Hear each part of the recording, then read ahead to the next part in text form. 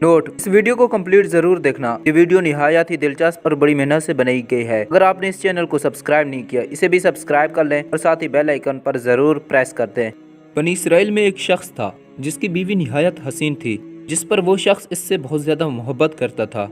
जब उसकी बीवी का इंतकाल हो गया तो इस शख्स को बहुत ज्यादा दुख हुआ और एक मुद्दत तक वो इस औरत की कब्र पर बैठा रोता रहा।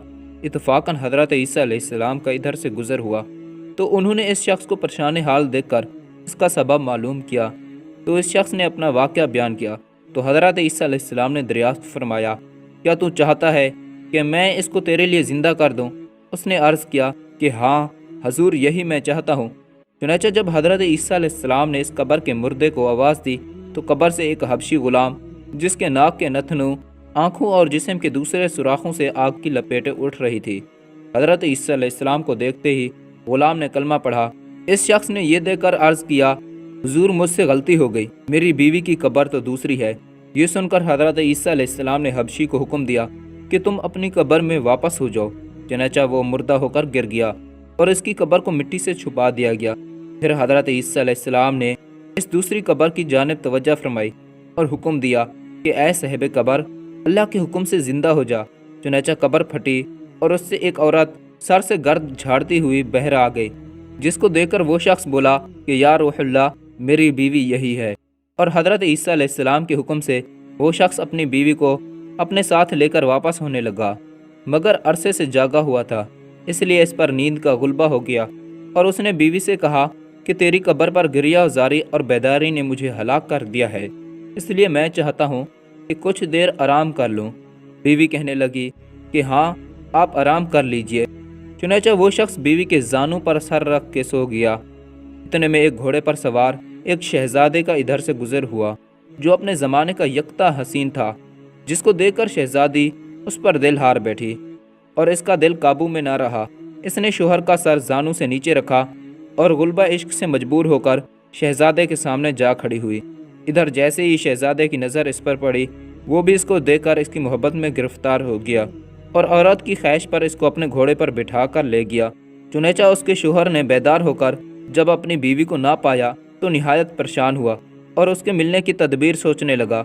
सोचते सोचते आखिर उसके निशाने कदम पर चल कर अपनी बीवी को तलाश कर लिया, जो शहजादे के पास पहुंच चुकी थी।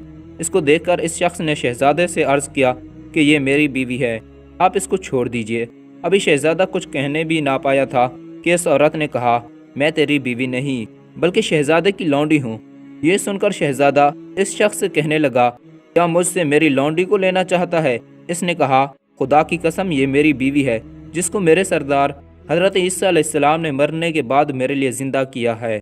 अभी ये गुफ्तगू हो रही थी कि इत्तफाकन हज़रत ईसा अलैहिस्सलाम भी वहाँ तशरीफ़ ले आए, जिनको देखकर वो शख्स कहने लगा, या रूहुल्लाह, क्या ये मेरी वो बीवी नहीं है जिसको आपने मेरे लिए ज़िंदा किया है?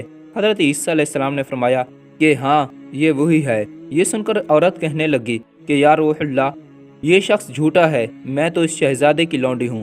हज़रत ईसा अलैहिस्सलाम ने फरमाया, क्या तुम वो औरत नहीं जिसको मैंने अल्लाह ताला के हुक्म से ज़िंदा किया है? औरत ने कहा, या रूहुल्लाह, बखुदा मैं वो नहीं हूँ। इसके बाद हज़रत ईसा अलैहिस्सलाम ने फरमाया, जो जान खुदा के हुक्म से मैंने तुझे दी है उसको वापस कर दे। ये सुनते ही वो औरत फिर मुर्दा होकर गिर पड़ी और हज़रत ईसा अलैहिस्सलाम फरमाने लगे कि जो शख्स ऐसे आदमी को देखना चाहे जो काफिर मरा था और ज़िंदा होकर ईमान लाया, तो वो उस हबशी गुलाम को देख ले जो फिर ईमान की हालत में मरा है। और जो कोई ऐसे शख्स को देखना चाहे जो मोमिन मरा था, फिर अल्लाह ने इसको ज़िंदा किया और वो काफिर होकर हालत कुफ्र में मर गया, तो वो इस औरत को देख ले।